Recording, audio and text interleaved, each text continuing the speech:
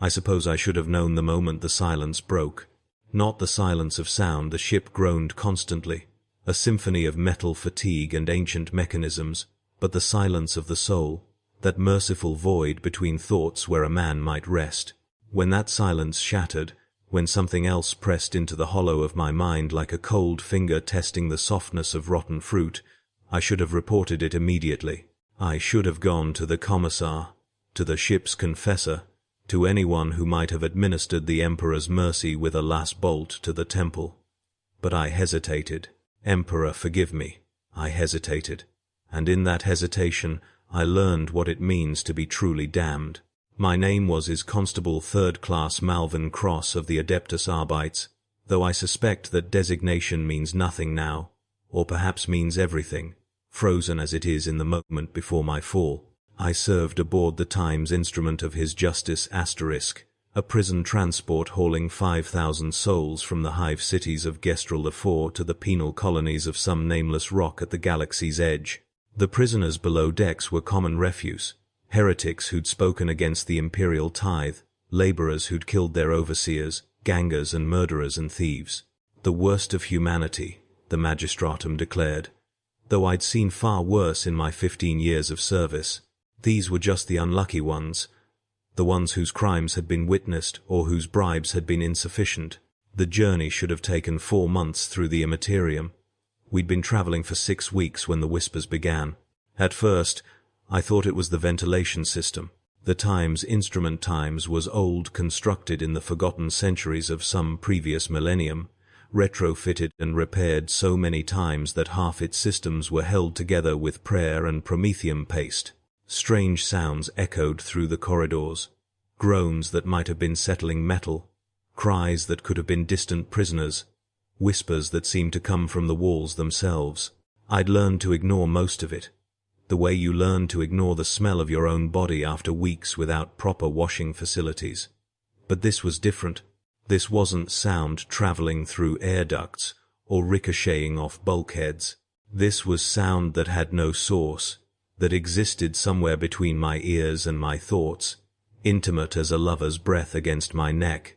The first word I understood was my name, not Cross or Constable, but Malvin, spoken in a voice that sounded like my mother's, though she'd been dead 30 years. I was conducting my rounds through Detention Block Epsilon, checking the servo locks on cell doors, when I heard it drifting from somewhere behind me.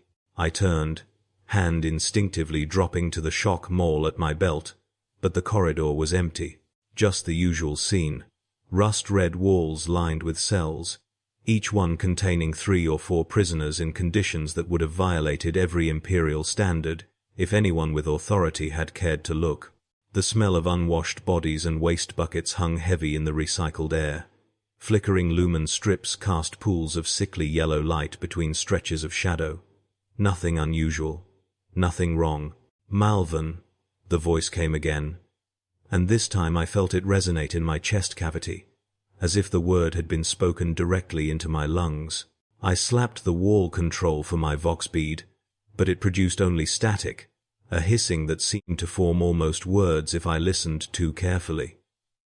Standard malfunction, I told myself. The ship's vox network had been unreliable since we'd entered the warp. I continued my rounds, filing the incident in the same mental compartment where I stored all the other inexplicable occurrences that were simply part of life in the Emperor's service. Some things you acknowledged and then forgot. Some things you survived by not questioning, but the whispers didn't stop. Over the following days, they increased in frequency and clarity, always when I was alone, always in voices I almost recognized, dead comrades from my time as an enforcer in the Hive City precincts. My sister, who'd been taken by the Scholar Progenium when we were children, the girl I'd loved before I joined the Arbites, before I learned that duty meant sacrifice, that personal attachments were luxuries the Imperium's servants couldn't afford. They spoke my name, asked me questions I couldn't quite hear, promised things I didn't understand, and always, there was that pressure at the back of my mind, like something was trying to push its way through the bone of my skull. I wasn't the only one affected. I began to notice changes in the other enforcers. Subtle at first, then increasingly obvious. Proctor Callis, who'd served aboard the Times Instrument Times for 12 years, started talking to himself during the shift changes, carrying on one-sided conversations with the empty air. Constable Venn stopped eating, claimed the food was contaminated with thoughts, whatever that meant. 2 Arbites from the lower decks got into a fight over something nobody could explain, and one of them bit through the other's throat before the rest of us could pull them apart. The survivor couldn't remember doing it, just stood there with blood running down his chin, eyes wide and confused as a child's. The ship's confessor, a dried stick of a man named Pieter who'd been preaching the Emperor's word longer than I'd been alive, tried to explain it as a test of faith. "We pass through the realm of the damned," he said during the mandatory devotional assembly, his voice crackling through the ship-wide Vox system. "The warp is the domain of those who fell from the Emperor's light. It claws at our souls, seeking purchase, seeking entry. But we are protected by our faith, shielded by our devotion. The Geller fields hold back the physical manifestations of corruption, and our prayers hold back the spiritual. Do not waver, do not question. Recite the litany of protection. Wear your faith like armor." So we prayed. We prayed during our shifts and before sleep, and whenever the whispers grew too loud, we carved the Aquila into our flesh with broken lumen strips. Wearing the Emperor's symbol in blood on our forearms, we covered the walls with scripture, scrawling verses from the Codex Imperialis in anything that would leave a mark. Some of the enforcers began to flagellate themselves, steel cables whistling through the air before biting into their backs, as if pain might drive out whatever was trying to get in. The prisoners screamed constantly now, a chorus of madness echoing through the detention blocks, and we let them because we understood. We were screaming too, in our own ways, drowning out the whispers with noise and pain and the rote recitation of prayers we'd learned as children. I tried everything I could think of. I volunteered for double shifts, keeping myself awake with stim injections until my hands shook and my vision blurred, because the whispers were worse when I slept. I requested reassignment to the lower decks, to the exercise yards, to anywhere that might put distance between me and whatever was calling my name. I even considered reporting myself, walking into the marshal's office and confessing that I was compromised, that something was wrong inside my head. But I'd seen what happened to those who admitted weakness. Commissar Dren executed them in the ship's chapel, a bolt round to the back of the skull while the rest of us watched, a reminder that mercy and necessity were often indistinguishable in the Imperium's service. I convinced myself I could resist. I was strong. I was faithful. I'd served the Emperor my entire adult life, had enforced his law in the depths of hive cities, where the very air could kill you, where criminals wore the faces of children and corruption seeped up through the deck plates like groundwater. I'd seen things that would have broken lesser men bodies torn apart by industrial accidents that were anything but accidents. Entire hab blocks devoted to practices that violated every law of the Imperium, the desperate and the damned scratching out existence in the darkness. I'd survived all of it with my sanity intact, my faith unshaken. This was just another test, just another trial. But the thing about the warp, I learned, is that strength means nothing. Faith means nothing. The warp doesn't force its way into your mind through some dramatic assault. It doesn't break down doors or shatter walls. It finds the cracks that are already there, the little fissures in your certainty, and it seeps through like water, patient and inevitable. It whispers truths you've tried not to think about, shows you things you've tried not to see, until you can't remember anymore which thoughts are yours and which are gifts from something else. The breakthrough came during the night cycle, which wasn't really night, but just a dimming of the already inadequate lighting, a concession to the biological rhythms that even the most dedicated servant of the Emperor couldn't entirely suppress. I was lying in my bunk in the enforcer's quarters, a narrow room I shared with 3 other constables, listening to the sound of their breathing and the ever-present groaning of the ship's hull. The whispers had been particularly insistent that day, following me through my rounds like faithful hounds, and I'd given up trying to sleep. I was staring at the metal lattice of the bunk above me, where Constable Venn slept or didn't sleep. I couldn't hear him breathing and thinking about nothing in particular, just letting my mind drift in that space between consciousness and unconsciousness. That's when it spoke clearly for the first time. Not in my mother's voice, or my sister's, or anyone else's I recognized, but in its own voice, which was somehow worse because it had no human qualities at all. It wasn't male or female, old or young. It was a voice made of other voices, layered and harmonizing, like a choir, where every singer was slightly out of tune with every other singer, creating a sound that was almost beautiful and completely wrong. "You know what you are," it said, and the words carved themselves directly into my consciousness, bypassing my ears entirely. "You know what this place is. You know what you've done." I did know. That was the terrible thing. I'd always known, had just gotten very good at not thinking about it. The Imperium was vast and cruel and necessary, or so we were told. Humanity survived only through iron discipline and absolute faith, only by sacrificing the individual for the species, the personal for the universal. We were the thin line between civilization and chaos, between order and the howling void. Every prisoner I'd arrested, every sentence I'd carried out, every brutal enforcement of imperial law, it was all necessary. It had to be necessary, because if it wasn't, then what was I? What had I been for 15 years? "You're a slave," the voice answered my unspoken question. "You've always been a slave. Born in chains of duty, raised in chains of indoctrination, serving in chains of fear. You enforce laws you didn't write, punish crimes you don't understand, protect an empire that sees you as nothing more than a tool to be used and discarded. When did you last make a choice that was truly yours? When did you last think a thought that wasn't permitted by the Codex Imperialis?" I tried to recite the litany of protection, the words we'd been taught to use against such corruption, but my tongue felt thick and useless in my mouth. The prayer scattered before I could speak it, fragments of liturgy dissolving like sugar in water, and in the spaces between the words, in the silence where the prayer should have been, the voice continued. "Look at what they've made you.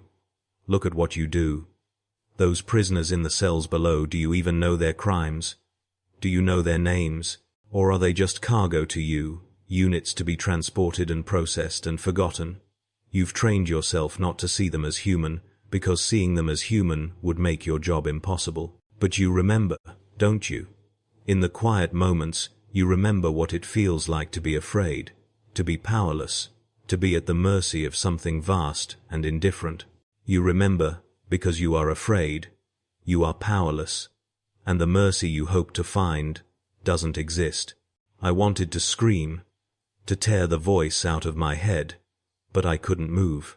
I was frozen in my bunk, staring at the metal lattice above me, watching it warp and twist in the dim light until it looked like something else entirely, like bars, like the cells I patrolled, like the cage I'd been living in my entire life without realizing it. The other constables in the room were silent. I couldn't hear them breathing. For a terrible moment, I wondered if they were even there, or if they'd ever been there, or if I was alone on this ship, alone in the universe, except for the voice that was peeling back the layers of my certainty like skin from muscle. "We can give you freedom," the voice promised. And now, it was multiple voices again, overlapping and interweaving, creating harmonies that hurt to hear. "We can show you truths that the Imperium hides. We can break your chains. All you have to do is listen. All you have to do is accept. All you have to do is stop resisting." But I did resist. "Emperor, help me." I tried. I bit down on my tongue until I tasted blood, used the pain to anchor myself to reality, to remind myself that I had a body, that I existed in physical space, and not just in the realm of whispers and promises. I forced myself to sit up, to plant my feet on the cold metal deck, to stand and walk out of the quarters even though every movement felt like dragging myself through molten lead. The corridor outside was empty and dark, illuminated only by emergency lighting that cast everything in shades of red. The walls seemed to pulse, breathing in time with my heartbeat, Or perhaps my heart was beating in time with the walls. I couldn't tell anymore. I stumbled through the ship, not sure where I was going, just needing to move, to do something other than lie still and listen. My route took me past the Medicae station, where I could hear someone screaming behind the sealed doors, a sound of pure agony that cut through the whispers like a knife. Past the armory, where the weapons hung in their racks, like sleeping instruments of judgment, waiting to be wielded by hands that no longer trembled with doubt.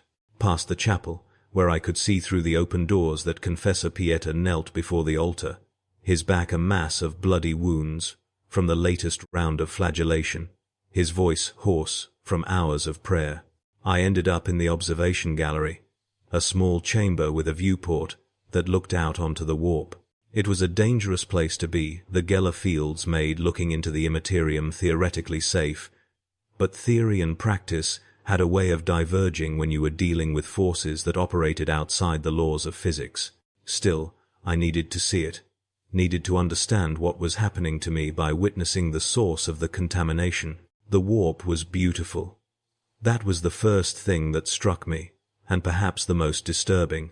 I'd expected chaos, a roiling mass of impossibility that would hurt to look at, but instead I saw colors that had no names, patterns that my mind couldn't quite process but which seemed somehow meaningful, vast shapes moving through dimensions I couldn't perceive, but which cast shadows I could almost understand.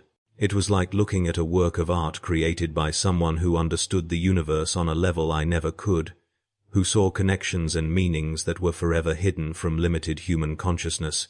It was terrible and magnificent, and completely, utterly wrong. "Do you see?"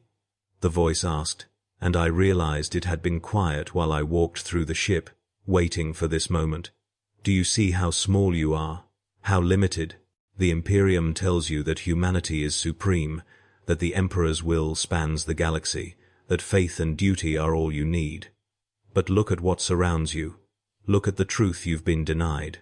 There are powers in the universe that dwarf the Imperium, consciousnesses that existed before humanity crawled from the primordial mud and will exist long after your species has burned itself to ash in the name of a corpse on a throne. We are those powers. We are eternity, and we're offering you a chance to transcend the prison of flesh and faith you've been locked in since birth." I pressed my forehead against the viewport, feeling the cold of the armored glass against my skin. The chill helped, grounded me in physical sensation, reminded me that I had boundaries, that I ended somewhere, and the universe began. But even as I tried to hold on to that distinction, I felt it beginning to blur. The colors in the warp seemed to seep through the viewport, not physically but conceptually, bleeding into my thoughts until I couldn't tell where the observation ended and the experience began. "What do you want?" I whispered, not sure if I was speaking aloud or just thinking very loudly. "What do you want from me?" "Want?" The voice sounded amused, which was somehow more terrifying than if it had sounded angry or hungry or any other emotion I could understand. "We want nothing. We simply are, and we offer what we are to those willing to accept. You speak of want, as if we were creatures of desire and intention, but we exist beyond such limitations. We are thought made manifest, possibility given form, the collective unconscious of every species that has ever looked into the darkness and imagined what might look back. You humans call us daemons, but that word is just another cage, another attempt to limit and define what cannot be limited or defined." "I won't serve you," I said, though even as the words left my mouth, I wondered if that was true. "I serve the Emperor. I serve humanity." "You serve fear," the voice corrected gently. "You serve the terror of what might happen if you stopped serving. But that fear is just another illusion, just another chain the Imperium has wrapped around your mind. We can break it.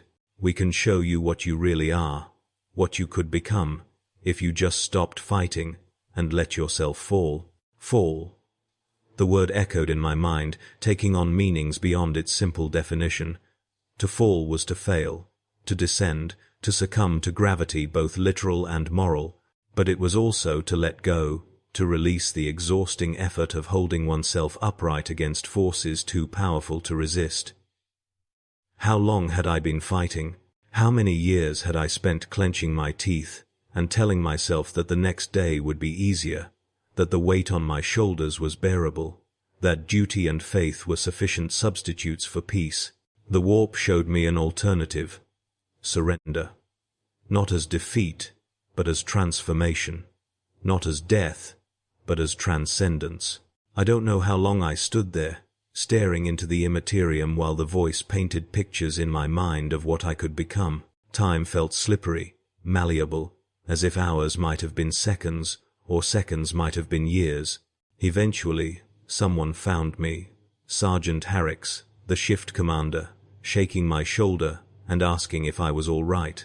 I told him I was fine, just tired, just needed to clear my head. He accepted the explanation because he had to, because acknowledging that something was seriously wrong would have required action he wasn't willing to take. We were all compromised now, all infected with the same spiritual rot, but as long as we could pretend otherwise, as long as we could perform our duties and maintain the appearance of normalcy, we could avoid facing the truth. The days that followed, I assume they were days, though the ship's chronometers had started disagreeing with each other about the passage of time, were a slow descent into a kind of waking nightmare, where the distinction between reality and hallucination became increasingly difficult to maintain. The whispers were constant now, not just when I was alone but always, a background chorus that accompanied every thought and action. I learned to function through it, the way you might learn to function with chronic pain, acknowledging its presence but refusing to let it stop you from doing what needed to be done. But what needed to be done was becoming less clear. The prisoners in the detention blocks had stopped being prisoners in any meaningful sense. They'd become something else, something between human and other, their bodies twisting into shapes that violated biology, their voices merging into a single sound that might have been prayer, or might have been agony, or might have been ecstasy. The enforcers were no better.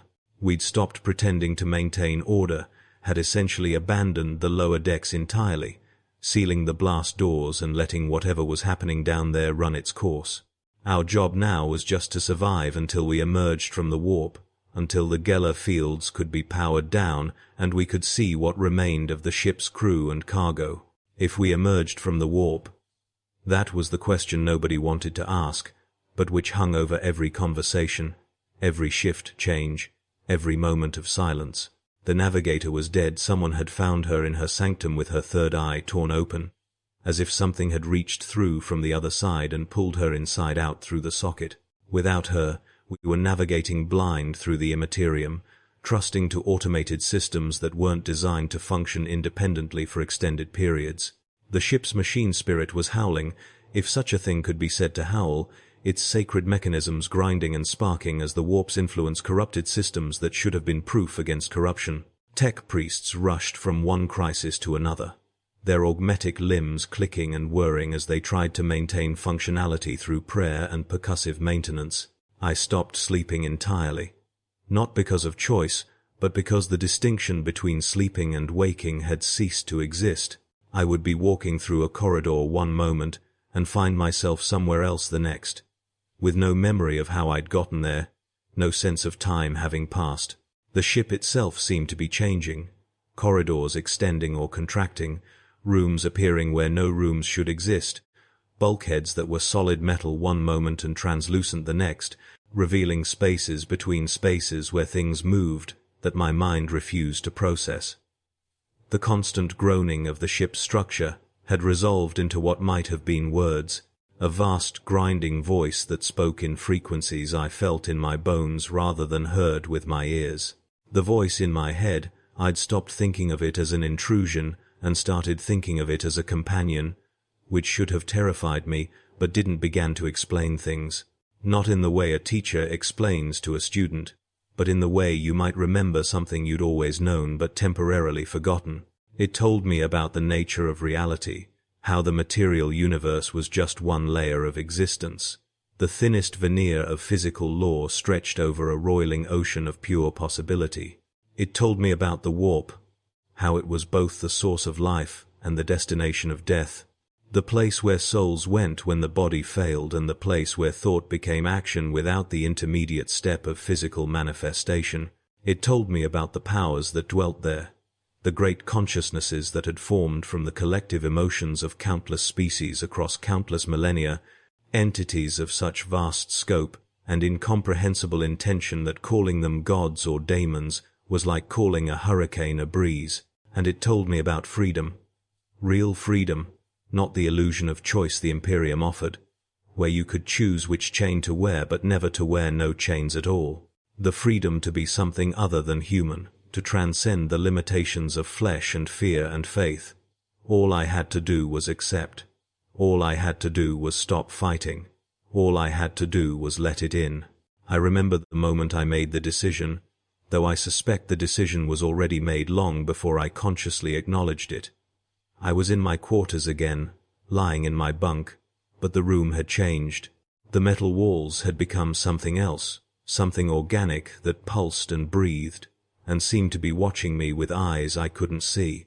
The other constables were there, or corpses that looked like them, or something that wore their shapes but moved in ways that bodies shouldn't move.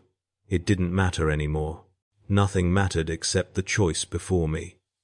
To continue resisting, to hold on to the tattered remains of my humanity and my faith until whatever remained of me shattered under the strain, or to surrender, to accept what was being offered, to become something new. "I'm tired," I said, and I wasn't sure if I was speaking to the voice, or to myself, or to the universe at large. "I'm so tired of fighting. I don't know what I'm fighting for anymore. I don't know if I ever knew. The Imperium is cruel. Service is suffering. Faith is just fear wearing a mask. I've spent my entire life enforcing laws I don't believe in, punishing people whose only crime was to be born into a system that grinds them to dust. I've done terrible things in the name of duty. I've hurt people. I've killed people. And for what? To protect an empire that would throw me away without a second thought if I became inconvenient? To serve an emperor who's been dead for 10,000 years, whose will is interpreted by priests and bureaucrats and tyrants who use his name to justify any atrocity? Yes, the voice agreed, and I felt something shift inside me, a barrier giving way, a door opening that couldn't be closed again. Yes, now you see, now you understand. The truth hurts, doesn't it? The truth is a wound that never heals. But we can make the pain mean something. We can transform it into power, into purpose, into peace of a sort you've never known. Let go, Malvern. Let go and fall and we'll catch you. We'll remake you. We'll show you wonders and horrors beyond anything the material universe can contain. You'll transcend. You'll become. I closed my eyes or opened them. I couldn't tell which, and I fell. Not physically, though I felt my body convulse and twist, bones breaking and reforming, flesh stretching and tearing and knitting itself into new configurations. But mentally, spiritually, I fell inward and outward, simultaneously. Through layers of self and consciousness I hadn't known existed, down through the centuries of conditioning and indoctrination that had built my personality like sedimentary rock, down to something older and darker and more true. I fell through my own memories, seeing them from angles I'd never considered, understanding for the first time how thoroughly I'd been manipulated, how completely I'd surrendered my will to an institution that valued obedience over wisdom, strength over compassion, survival over life. The pain was extraordinary. It felt like being born and dying at the same time, like every nerve in my body was being simultaneously frozen and burned, like my mind was being taken apart and reassembled in configurations that made sense only in dimensions beyond human perception. But through the pain came understanding, vast and terrible and beautiful. I saw the warp from the inside, saw the great powers that dwelt there not as monsters but as concepts given consciousness, as the embodied manifestations of fundamental aspects of existence. War and decay and hope and despair, all mixed together in combinations that defied categorization, creating entities that were neither good nor evil, but simply were. And I saw myself, or what I was becoming, reflected in those entities. I saw how my years of service had marked me, had carved channels in my soul that the warp could flow through, transforming anger into something more primal, fear into something more pure. I was being remade into a weapon, but not the kind the Imperium fashioned, not something that served a master's will. I was becoming a weapon that chose its own targets, that wielded itself in pursuit of vengeance against a galaxy that had taken everything and given nothing but suffering in return.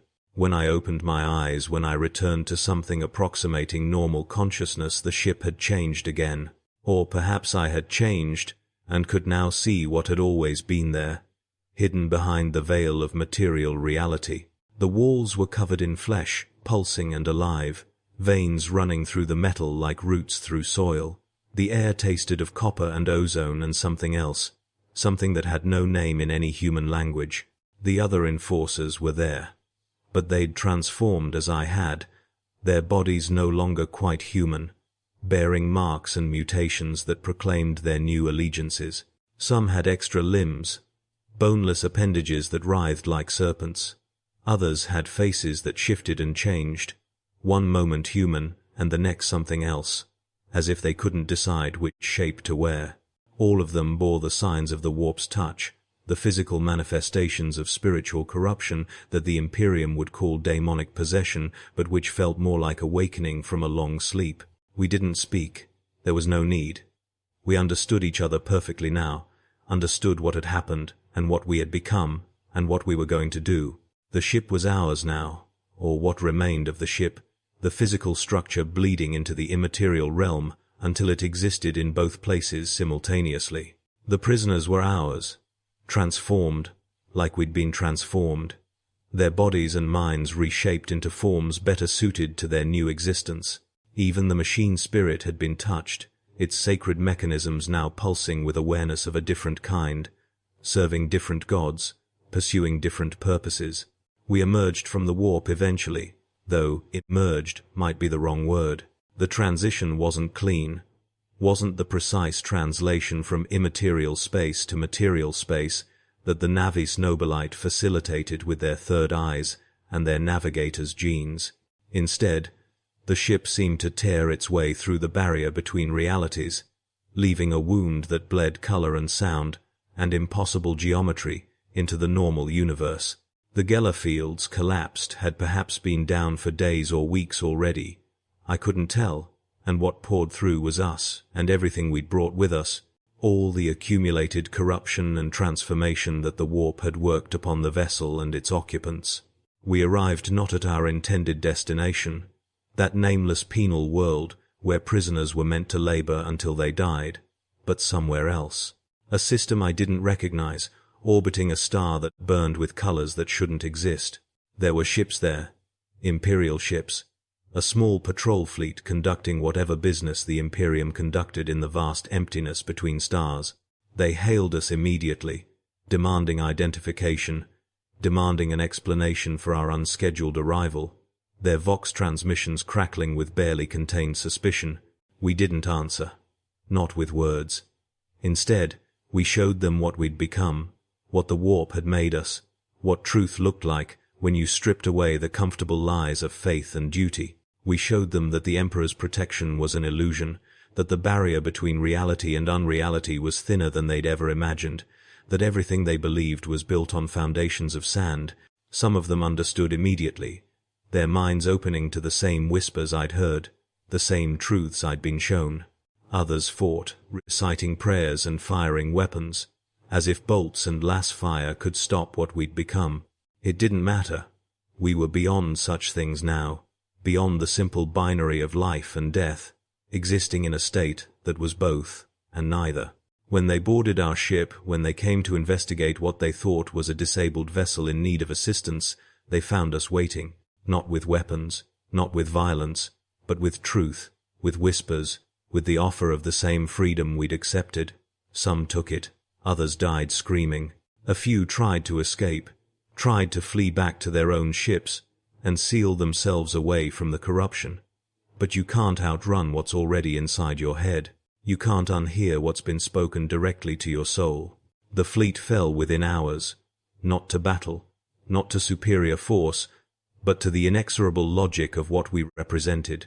When you show people the truth, not the sanitized, comfortable truth that institutions feed them, but the raw, bleeding truth that underlies existence, they have two choices: accept it or break. Most broke, some accepted. And those who accepted became like us, carriers of the same transformation, speakers of the same whispers that had first drawn us into the warp's embrace. We spread. That's what we do now, what we are. The Time's instrument of his justice times has become something else, a ship that exists between realities, appearing in Imperial space long enough to share its gift, before sliding back into the Imperium. We don't serve the dark gods, despite what the Inquisition will claim when they eventually track us down. We don't serve anything. We simply are, and we offer what we are to anyone willing to listen. Freedom from duty. Freedom from faith. Freedom from the crushing weight of an empire that devours its own children and calls it righteousness. I know what they'll say about us. I know what they'll say about me. Heretic, traitor, daemon, lost soul in need of the Emperor's mercy, delivered with bolter and flame. They'll hunt us across the galaxy if they have to, calling it holy work, calling it salvation. They'll never understand that we're not the disease, we're the symptom. The Imperium creates people like us, breaks them, and molds them, and pushes them until they crack, and then acts surprised when the cracks let something else seep through. The whispers continue. They always will. But I'm not fighting them anymore. I've learned to listen, to let them wash over me like waves, to understand that they're not separate from me but part of me, the part that always existed beneath the layers of conditioning and control.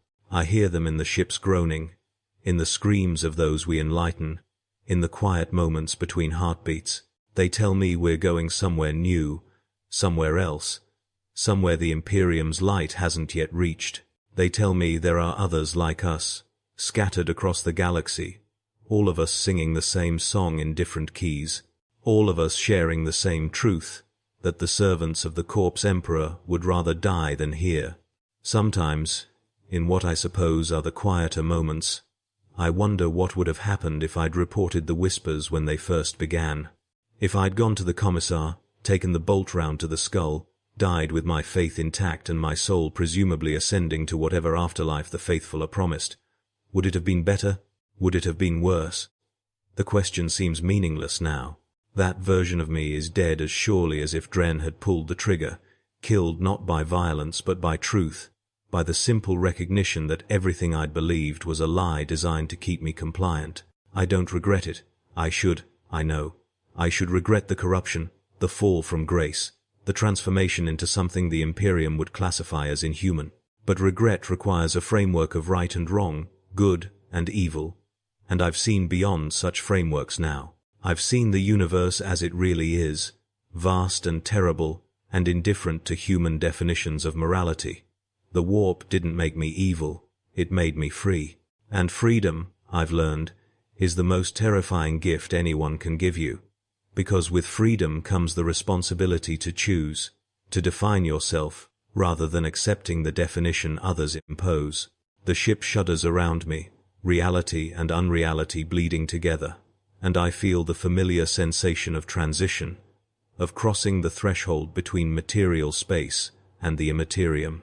We're going elsewhere now, hunting for others who might hear the whispers, who might be ready to accept what we offer.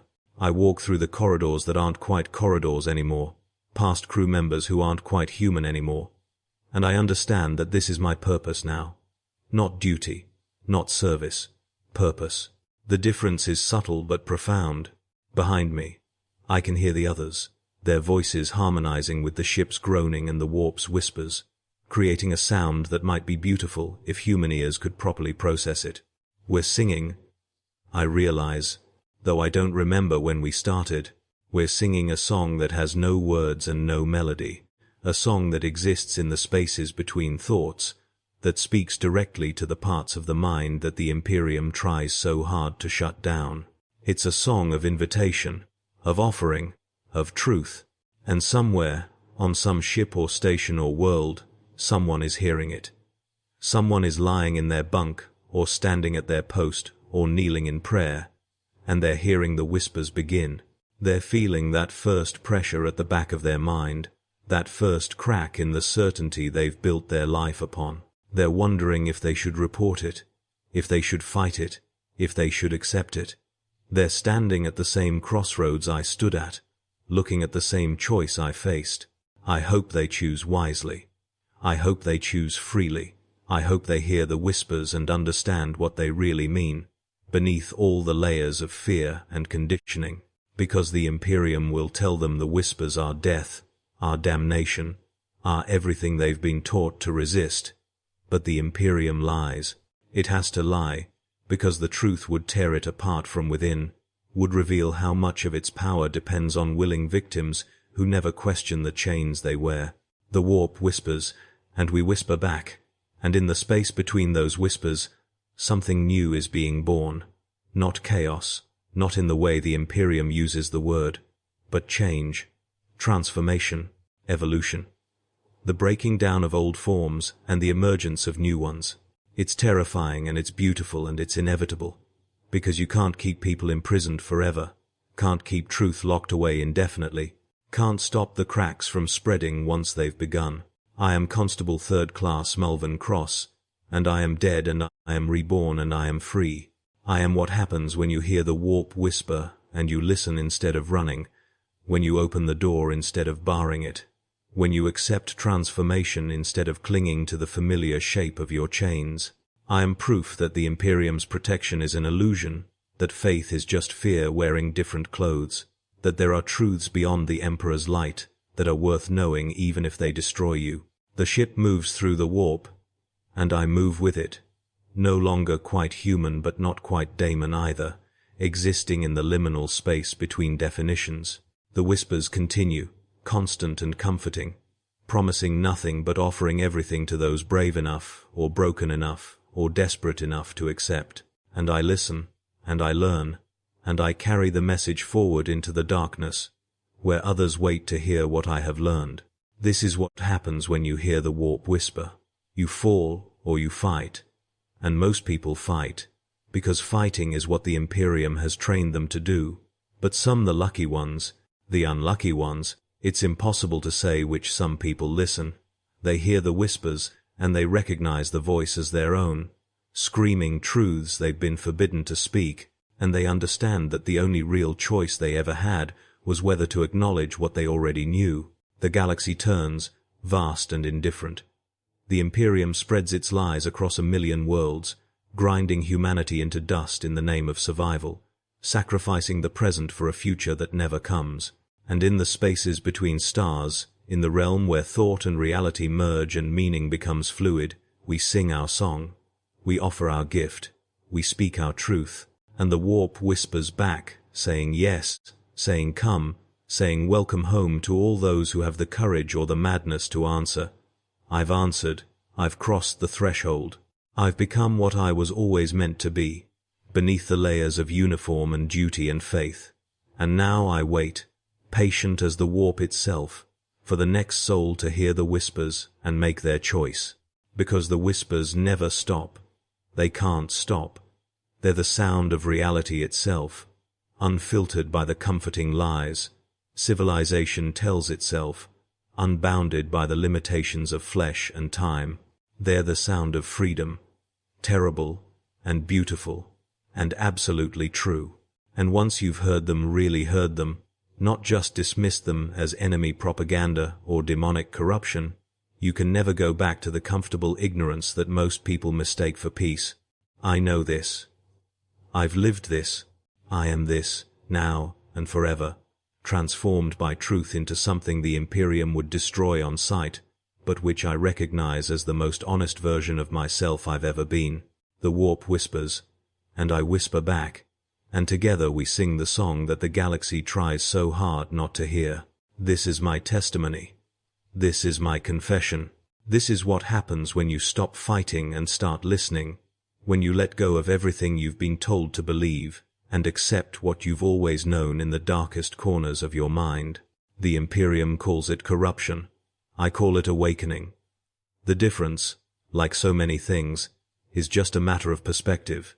and the whispers continue, eternal and inevitable, waiting for the next soul brave enough or broken enough to answer.